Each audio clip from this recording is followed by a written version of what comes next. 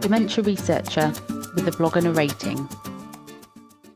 Building blocks and supervision skills. Despite feeling like I have only just finished my own PhD, I'm now supervising several PhD students myself. I have learnt so much more already, and it is genuinely a joyful experience. It has allowed me to reflect on the supervision I received, deepening my understanding of what and how I learnt things. But it has also shown me how challenging it can be to be the best supervisor for that person. I started supervising others many moons ago in my prior life as a speech and language therapist. In this context, I attended training and read guidance and learnt about strategies akin to coaching, whereby one uses reflective and open questions to support the person to come to their own conclusions and decisions.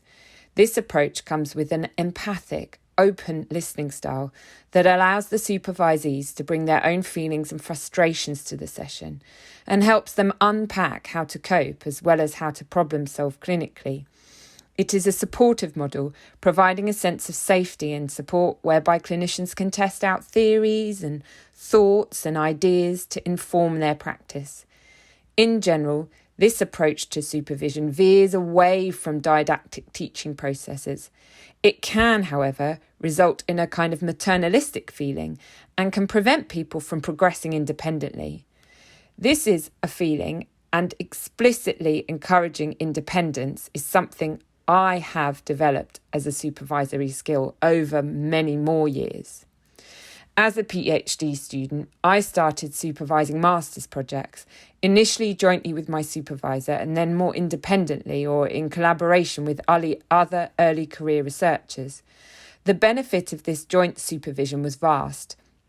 We all learn from our own experiences of receiving supervision, but co-supervising with my supervisor felt like an apprenticeship. Using a goal-driven approach, encouraging people to develop their research skills and helping them to take responsibility for how to get there themselves is exciting. Yet equally, being actively involved in their skill development is also satisfying. Specifically, I was able to refine the way I provided feedback to develop their presentation and academic writing skills, for example. Often, this is a process of encouraging students by suggesting how to phrase things, how to structure things, like paragraphs, and explaining how to build a narrative. The phrasing of each suggestion is key, followed by direct instructions on how to use this feedback. For example, read through the suggested amendments and comments, accept track changes, then go back and address each comment in turn. Don't rewrite the whole thing, which many students seem to do. I have learnt so much about writing from reading other people's writing, receiving suggestions, and making suggestions to other people to improve their writing. Without a doubt, this has had a positive impact on my own writing skills.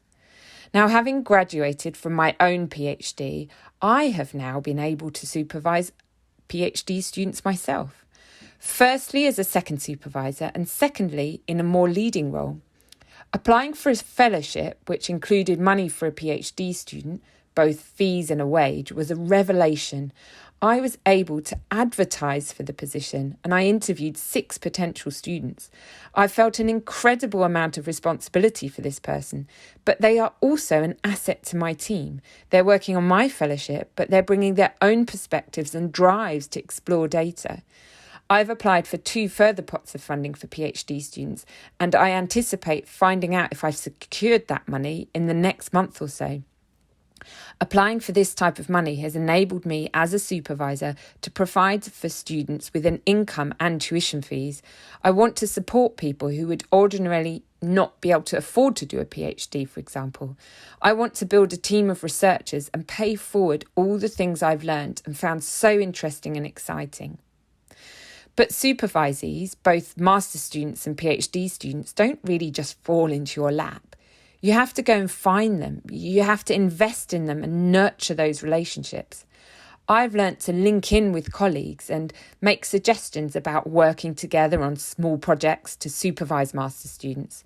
I've asked for guidance on developing my own skills, and I've promoted research to allied health professionals in particular, and I've asked for mentorship to become a PhD supervisor.